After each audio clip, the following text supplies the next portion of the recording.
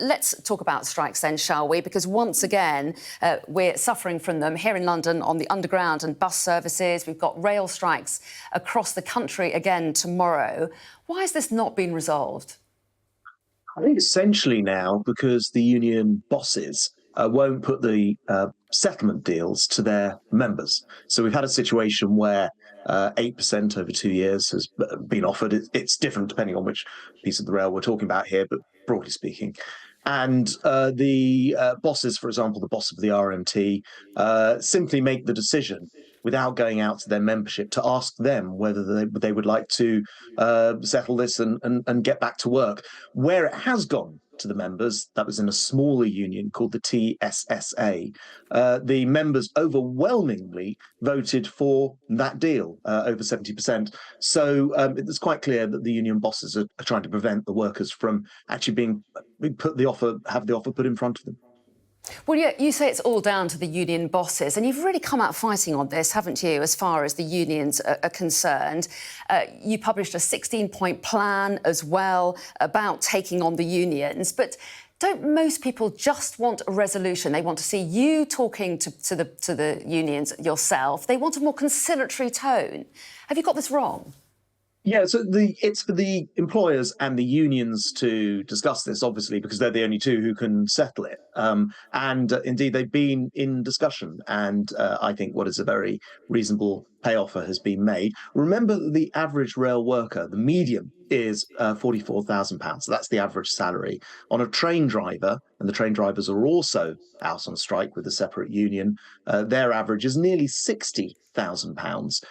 So I'm all in favour of well-paid rail workers who received a huge amount of support from your viewers, the taxpayers, during the during coronavirus, to the tune of £16 billion or £600 for every household watching your programme. So the public has supported the railway and the railway workers. It's time for the union bosses to get out the way and put the deals on the table to their members so we can have this thing settled. And the point about my 16-point plan, which is really to look at the union legislation and see if it's in the right place, is really to hand that power back to the rail workers or workers across the whole economy, actually, not just in rail, rather than have it sit with some of these union bosses who, in some cases, including the RMT boss, say they hanker for the days of union baron power from the 1970s. We don't need that kind of industrial relations. We just need to have this thing settled.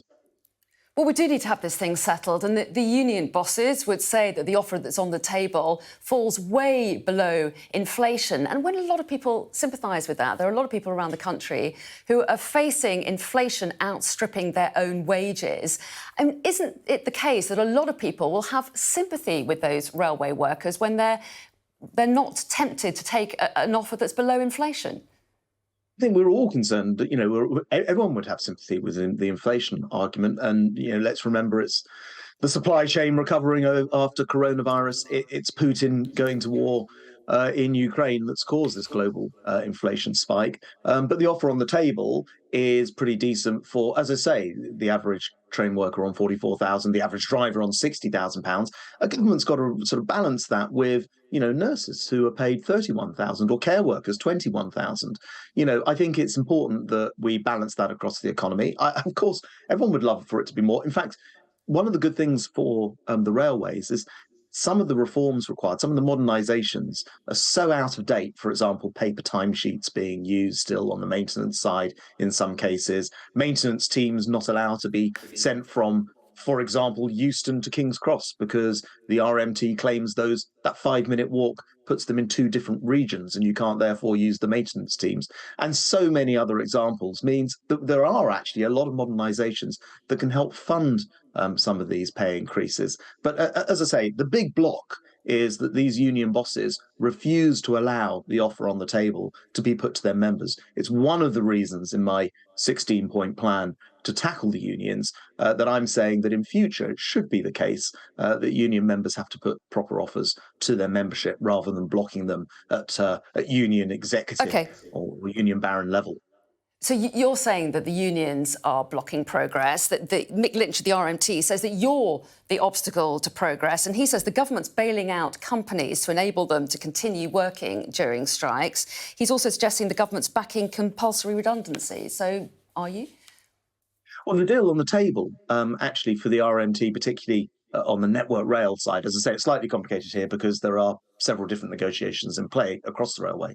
But the deal that's on the table actually means largely no compulsory redundancies at all. Again, if you're not prepared to put that deal to your membership, we'll never know whether the members would accept it. What I do know, and I can say for sure, is if we can't get this settled in the way that we're proposing, which is please put the deal to your membership, then we will have to move to what's called a Section 188. This is a process of actually requiring these changes to go into place so it becomes mandated. And that is the direction that this is moving in now. So these reforms, these modernizations, some of which update rules that go back to the 50s, 60s, and 70s. One, which is the inability for us to run a service properly on a Sunday without people volunteering, so we can't contractually put this in place, goes back 100 years, over 100 years. If we can't get those modernizations in place, we will have to impose those modernizations, but we'd much rather do it through these offers actually being put to their members. Steve White is the managing director of South Eastern Railway. He's frustrated. He's tweeted actually saying, does any railway colleague or customer really want this to last for months? It's time for a ceasefire. Our people deserve a pay rise and job security. So he's calling there for a pay rise. He says our industries exist to serve our customers and community. More talks are needed, then some more and then some more. You should be round the table, shouldn't you, sorting this out now? Well, the people who have to be around the table are the employers and the workers' representatives, in this case, the unions. They're the only people who can settle this strike. Of course, government sets the mandate overall because we have the further wider responsibility for not just how much rail workers are paid, but how much care workers are paid, how much staff in the NHS, doctors and nurses, and police, and so many other public services. So, of course, we have to set an overall framework. The Treasury has done that. In a way, as I say, rail is fortunate. There is so much modernisation required for work practices which have no place in the 21st century at all. I'll give you a good example of this. Is there are the same number of ticket offices, more or less, than there were when virtually all the tickets were sold at ticket offices. We want to get people out from behind the glass and onto the stations, helping customers. Sorry to interrupt you, but you're saying this has got nothing to do with the government. There's nothing you can do. There's nothing you can do to move this on. And that's not what I'm saying. I'm saying the government has to set the overall mandate, the framework, but the technical discussions have to take place between the employers and the unions. And they have been. And that's why we've got offers of 8% over 2 years on the table with, as I say, it varies depending on which part of which union and which part of the railway we're talking about, but no compulsory redundancies, for example, with the Network Rail maintenance side, and much more. If the unions won't put the offer to their members, I'm afraid we will have to impose some of these solutions, and that's where we're moving to now. OK, talking about solutions, Labour has called for the government to restore Avanti West Coast services after they've announced a reduced service. We've got Andy Burnham, the Mayor of Manchester, talking to us a little bit later on. So tell us what you're doing about this. What action are you going to take? Well, it's a bit pot's kettle black because the problem on Avanti West Coast, which is to do with the ASLEF union calling unofficial action, and they voted for action short of strikes, so we know that is the case, has meant that they have withdrawn voluntary day working. It actually exemplifies everything that's wrong about the way that the railway is being run, that rather than contractually running our railway, we have volunteer days to do it. And we had a 90% drop 3 days after the union voted to withdraw to do everything short of striking. So we know it must be connected to that ballot, which meant that Avanti West Coast can no longer run a reliable service. So when you have Andy Burnham on, I hope you're going to ask him, since he takes money from the unions, when he's going to tell his friends in the unions to get this sorted out and stop playing games with people's lives. The only reason they're not running a service is because of those unions, and they are demonstrating why the railway is so desperately in need of reform. And as I say, we will bring in that reform. My 16-point plan, which I've no doubt the new government, the new administration will be adopting, will in fact bring this reform if the unions aren't going to settle it any other way. Is this really about strikes? Isn't this about train companies just not having the drivers that they need? And he would say to you, no doubt, are you going to withdraw the franchise if they don't come up with some solution to this? The solution's been there all along, right? So ordinarily, they don't have enough drivers, though, to cover their shifts. Well, hold on a second. Ordinarily, and this is because we have this extraordinary situation on our railways where what's called rest day working or overtime is what's used in many cases to run services. So to give you an example on Northern, clearly here on the West Coast, quite a lot of the service has to be filled by people simply volunteering to work those days. Any normal contract would say that you're contractually required to work on certain days, up to a certain number of hours, of course. We don't have that on large parts of our railway, which is crazy. And it's one of the things that we're trying to change to modernise our railway. Just because in 1919 Sundays were protected as a rest day where no one ever worked, does no longer fit with the 21st century, where actually, particularly post-coronavirus, more people are travelling for leisure. So more people are travelling on Sundays than any other day.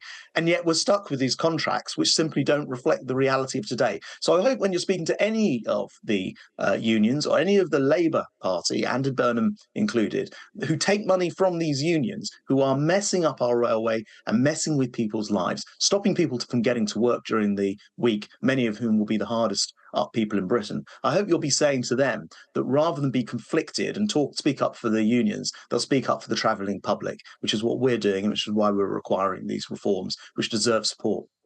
OK, as Transport Secretary, I also want to ask you about P&O because, as you will know, they announced sudden redundancies back in March, but its owner has reported a bumper profit. So what's your reaction? Well, look, as far as P&O are concerned, I've been absolutely crystal clear. I think their boss, the CEO, needs to resign. He's still under investigation, which is absolutely right for the way that he behaved. And we've changed the law with regard to some of the kind of detail of what happened there. And we brought forward a 9-point plan to make sure that no ferry company could do this again, including legislating to make sure that they have to pay the minimum wage when they are frequently in British waters. So P&O are going to have to overturn what they've done here. They will have no choice in law very shortly. They should recognise that and make that change now. You're backing Rishi Sunak in the Conservative leadership race. Is it time for him to hand in the towel? He's more than 30 points behind in the polls, and the government has urgent business it needs to address with the cost of living crisis. We're told we have to wait for a new Prime Minister for action to be taken. I mean, we'll know who the new Prime Minister is in a little over 2 weeks. I don't think it would be right for either side to not allow a formal vote to go ahead. And if there's one thing we've learned from the last few years is, I think of the 2015 election, I was party chairman at the time, everyone said we couldn't win the election. I think of the 2016 Brexit poll where everyone was pretty sure the country was about to vote for Remain. I think it'd be a very good idea to wait for those who are voting in this contest to complete the vote. So it's only just over a fortnight's time, and we'll know the answer to that. In the meantime, many of us are working very hard to make sure that services are available this summer. Is what I've been doing. I haven't been away this summer. I've been looking after the transport system to make sure that people can get away on holiday, for example.